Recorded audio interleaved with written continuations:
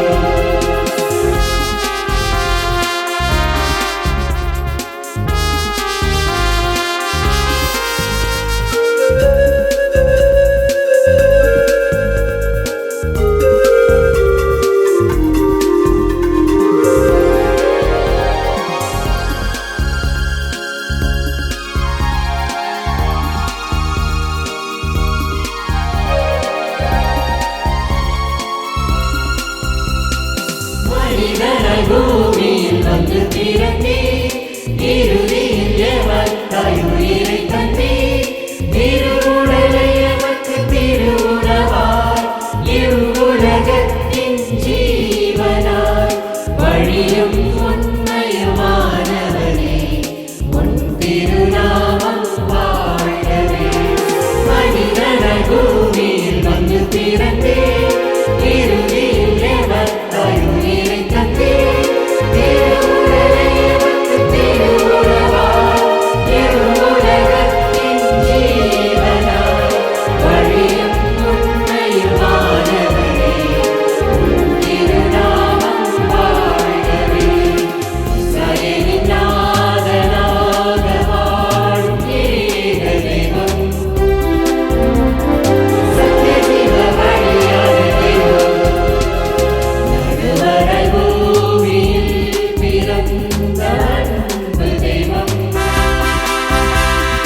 நித்திய வாழ்வு தருகின்ற தெய்வம், பிதாவே தெய்வமே, உமது ராஜ்யம் வருகவே, உம் திரு சித்தம் பூமியில் என்றென்றும் நிறைவேற வேண்டுமே. அப்பா பிதாவே தெய்வமே, உமது ராஜ்யம் வருகவே, உம் திரு சித்தம் பூமியில் என்றென்றும் நிறைவேற வேண்டுமே. Super super. அக்கா சொன்ன மாதிரியே ஃபர்ஸ்ட் டைம் இந்த சாங் கேட்டப்போ எனக்கு ரொம்ப பிடிச்சிருந்தது. நீங்கள் எல்லாருமே ரொம்ப ரொம்ப அழகாக பாடினீங்க. உங்கள் எல்லாத்துக்குமே வாழ்த்துக்கள். ஜெரோம், அதை விட இந்த ஃபஸ்ட்டு சரணம் எனக்கு ரொம்ப பிடிச்சிருந்தது. ஏன்னு கேட்டேன்னா, மோசே 40 வருஷமா இஸ்ராயேல் மக்களை கானான் தேசத்துக்கு வழிநடத்தின அந்த நிகழ்வுகள், செங்கடலை பிளந்தது, இருள ஒளியாய் துணை நின்றது, சீனாய் மலையில 10 கட்டளை கொடுத்ததுன்னு இந்த அத்தனை நிகழ்வுகளையும் வார்த்தைகளாய் தொகுத்து அழகா பாடி பிரசன்ட் பண்ண விதம் உங்க எல்லாத்துக்குமே ஒன்ஸ் அகைன் பாராட்டுக்கள். ஜெரோம், உனக்கு எப்படி இருந்தது? எனக்கு எப்படி இருந்ததுன்னா, எனக்கு ஒரு கதை சொல்கிறேன்னு சொன்னேன்ல, பெரிய விஷயம்லாம் ஒன்றும் இல்லை. அவங்க இஸ்ராயேல் நாதன்னு சொன்ன உடனே எனக்கு அதான் ஞாபகம் வந்துச்சு. இந்த குருசமலை வேளாங்கண்ணிலாம் போயிருப்பீங்க. நான் போகும்போது அந்த சீடி கடை பக்கத்தில் காலையில் நம்ம பஸ் விட்டு இறங்கினோடனே இந்த பாட்டை ஓடிக்கிட்டே இருக்கும். என்னை அப்படியே அந்த இடத்துக்கு கூப்பிட்டு போன மாதிரி இருந்துச்சு. அது அழகாக பாடினவங்களுக்கு மீண்டும் ஒரு முறை பாராட்டுகளும் வாழ்த்துக்களும். 3வது பாட்டை கேட்டு தெரிஞ்சுக்கலாம் வாங்க. நிகழ்ச்சியோட 3ஆவதா என்ன சாங் பாட போறீங்க? காக்கின்ற தெய்வம் என்ற பாடல் எனக்கு ரொம்ப பிடிக்கும். தாயின் கருவிலே உருவாகும் முன்னே உன்னை பெயர் சொல்லி அழைத்தேன் என்று அப்பவே கடவுள் நம்மக்கிட்ட சொல்லியிருக்கிறாரு. நான் உன்னை விட்டு விலகுவதும் இல்லை, உன்னை கைவிடுவதும் இல்லை என்று சொல்லியிருக்கிறாரு. ஆனால் இன்னையும் முடிய கடவுள் வந்து நம்மளை இனியும் காத்து வழிநடத்தி வருகின்ற தெய்வத்துக்கு நாங்கள் இந்த பாட்டு மக்களுக்கு நாங்கள் சமர்ப்பிக்கிறோம். இவங்க பேசுனது வச்சு எனக்கு ஒன்று புரியுதுங்க. இந்த பாட்டு பயங்கர மோட்டிவேஷனாக பாசிட்டிவாக இருக்க போகுதுன்னு நினைக்கிறேன். வாங்க கேட்டுடலாம்.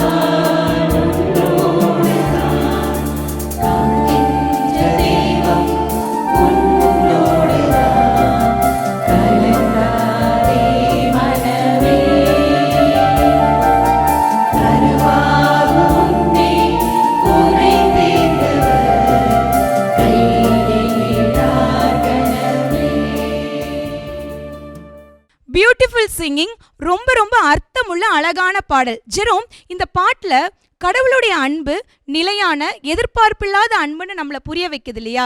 1 பேதுரு 5:7 நம்ம வாசிக்கிறோம், உங்கள் எல்லா கவலைகளையும் அவர் மேல் போடுங்கள், அவர் உங்களுக்காக கவலைப்படுகிறார். அப்புறம் என்னங்க, காக்கின்ற தேவனே நம்ம கூட இருக்கிறாரு.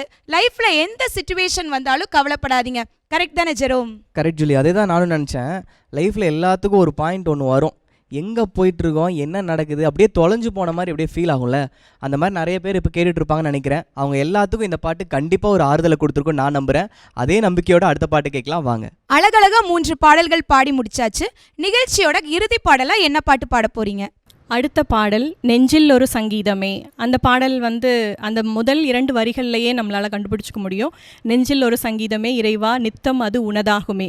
சங்கீதம் அப்படிங்கிறது ஆண்டவர்கிட்ட இருந்து தான் நமக்கு கிடைக்கிது. அந்த சங்கீதத்தால் இறைவனுடைய புகழை நம்ம மேலே மேலே பாடி அவருடைய மகிமைக்காகவும் மற்றவர்களுக்கு ஒரு எடுத்துக்காட்டான வாழ்க்கை வாழ்கிறதுக்கு இந்த பாடல் உதவியாக இருக்கும்னு நினைக்கிறேன். ஸோ கேட்குற மக்களுக்கும் இது ரொம்ப எனர்ஜெட்டிக்காக இருக்கும்னு நாங்கள் நம்புகிறோம். முதல் 2 வரியிலே தெரிஞ்சிடும்னு சொல்லிட்டாங்க. சங்கீதம் எங்கள் ஏரியாப்பான்னு சொல்லிட்டாங்க. அப்புறம் பயங்கர எனர்ஜியோட பாடுவோன்னு சொல்லிட்டாங்க. அப்புறம் எதுக்கு வெயிட் பண்ணிட்டு வாங்க கேட்டுடலாம்.